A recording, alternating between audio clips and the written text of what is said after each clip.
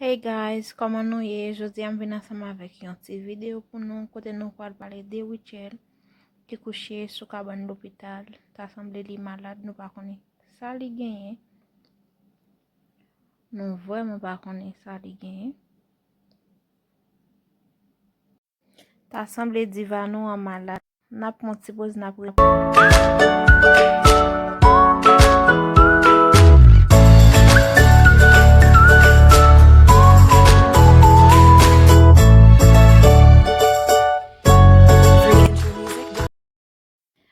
Kote l sou kaban l'opital lap di merci avek moun kap supporte li yo.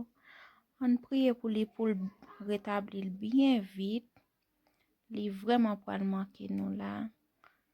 Nou pa kon sal genyen, moun ki konen sal genyen ki te komante, sauf ke nou el affiche li malade.